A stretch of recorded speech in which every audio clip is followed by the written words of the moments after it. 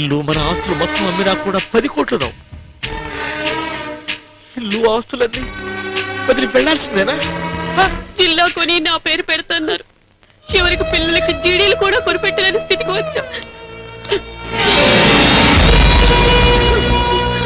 చీరల మీద మరకలను బట్టి మడ్డర్ల లెక్క చూసుకుంటాననే వాడు నా మొగుడు.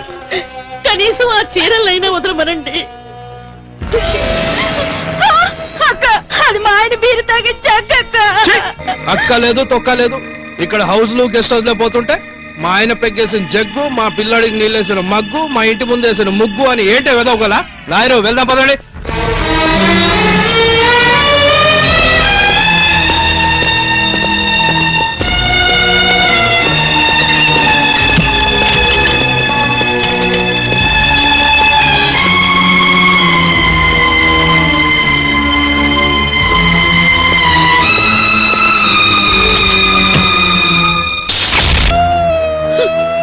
గుడికెళ్ళేటప్పుడు తప్ప గడప దాటని వాళ్ళు బజార్ దాన్ని తెచ్చినట్టు తెచ్చి లాడ్జింగ్ లో పడేశారు. ఇళ్ళ కొంచెం చల్ల పోయించుకునే వాళ్ళ దగ్గర నుంచి మన బ్రతుకుని తెలిసిన ప్రతి వాళ్ళు మనం బజార్లో పడ్డామని దుమ్మెత్తి పోస్తున్నారు. అయినా మొగుని తేవయ్యా అంటే మగతనం లేనాడు తెచ్చి చచ్చాడు మా అయ్య. పెళ్ళాల మీద అరిస్తే కాదు, మనకి గతి పట్టించిన వాడి గుడ్డి కూడా పీకలేక మగతనం చచ్చి ఇంకా పౌరుషంగా మాట్లాడుతున్నారా?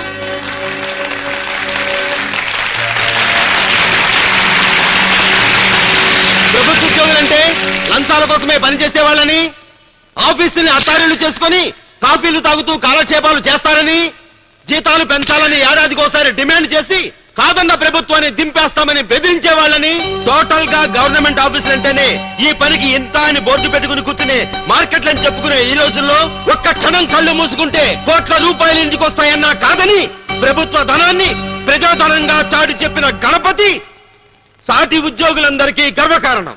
మరొక్కసారి మా సహోద్యోగి గణపతి నిజాయితీకి శిరస్సు వంచి అభినందిస్తున్నాను.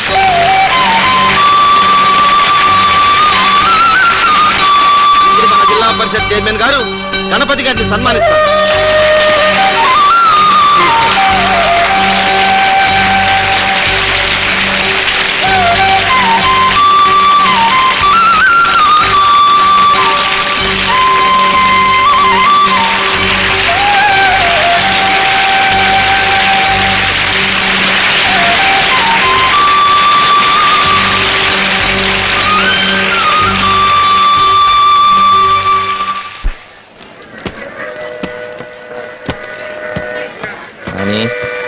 శిరీష జాగ్రత్త. పదండి నాన్న.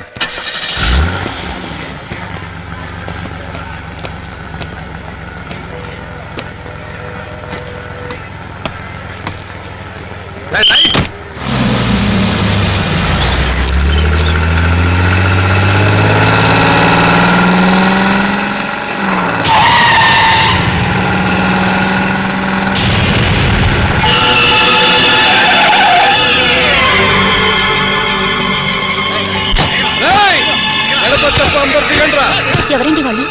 వెస్టర్న్ శెట్టి బ్రదర్స్ అని.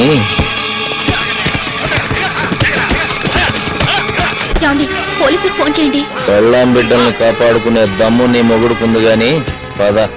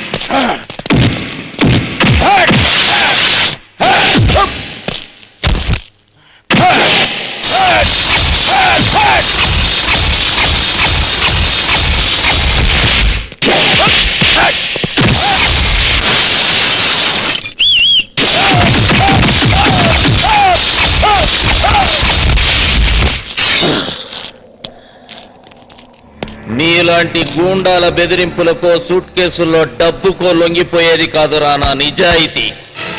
అపాయింట్మెంట్ ఆర్డర్ అందుకున్నప్పటి నుంచి రిటైర్మెంట్ లెటర్ పుచ్చుకునేదాకా అన్నం పెడుతున్న ఉద్యోగాన్ని అమ్మలా భావించేవాణ్ణి రా. ప్రభుత్వం డబ్బు మీద చెయ్యేస్తే అమ్మ గుండెల మీద చెయ్యేసినట్టు భావిస్తా. దేశం పట్ల సైనికుడికి, ఇంటి మీద కొడుక్కి ఎంత బాధ్యత ఉంటుందో ప్రభుత్వం పట్ల ఒక ఉద్యోగికి అంతే బాధ్యత ఉంటుందరా కుక్క.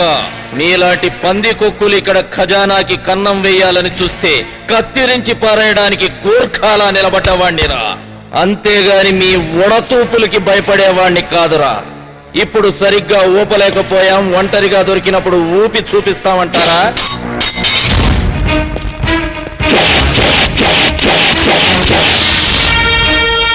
These are my visiting cards. ఇంకా డీటెయిల్స్ కావాలంటే నా బయోడాటా చెప్తా. I am Mudragada Ganapathi Varaprasad, son of Mudragada Trimurthulu, caste Kapu, nationality Indian, date of birth 15th August 1965, native place Sakinetipalli, మండలం Razole, district East Godavari. Any time, day or night, any day, working day or holiday, నా ఇంటి తలుపులు తెరిచే ఉంచుతా. వీధి గుమ్మం తొక్కే దమ్ము లేకపోతే దొడ్డి గుమ్మం కూడా తెరిచే ఉంచుతా. మీ అందరిది సింగిల్ ఫాదర్ బ్లడ్ అయితే వచ్చేం పీక్కుంటారో పీక్కోవచ్చు.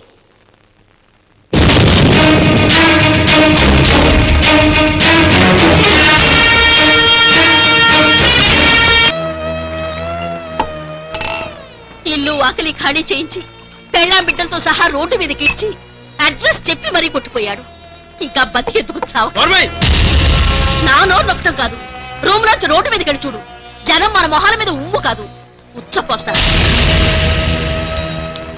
వాడి ముందు తల దించడం కన్నా తల తీయించుకురావాల్సింది. ముండ మోసినా పౌరుషం ఉన్నవాడి పెళ్ళాన్ని అనిపించుకునేది.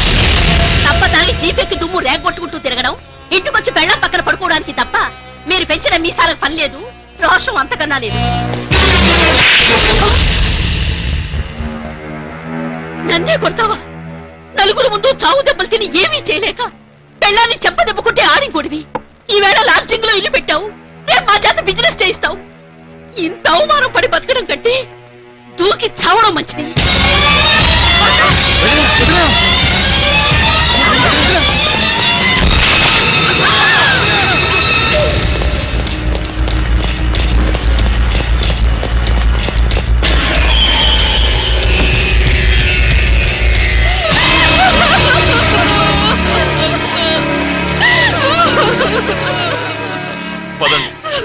ఎక్కడికి? లాడ్జింగ్? కట్టుకున్న దానితో లాడ్జింగ్ లో కాపురాలు పెట్టే వాళ్ళతో మేం కాపురాలు చేయం. పెద్ద పోటుగాళ్ళని మీ కాళ్ళు కడిగి మమ్మల్ని మీ చేతిలో పెడితే ఇచ్చిన కట్నాలతో పాటు మమ్మల్ని కూడా తాకట్టు పెట్టే లెవెల్కి దిగజారిపోయారు మీరందరూ.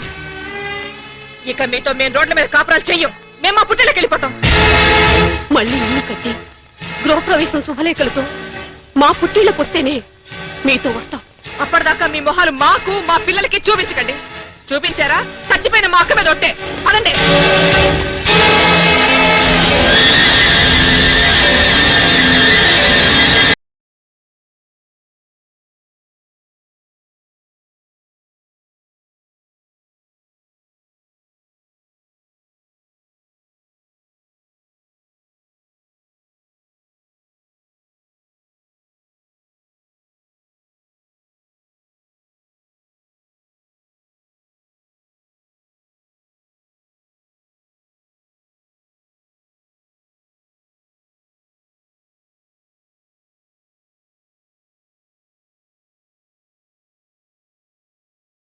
కార్యక్రమంలో రోడ్లు ఊడిస్తే ఇంతకంటే ఎక్కించేవాళ్ళు కదండి.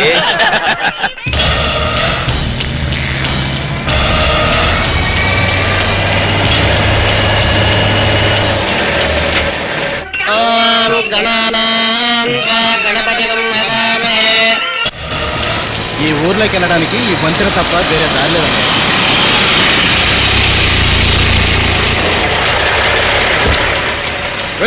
బ్రిడ్జ్ పెంచండి రా.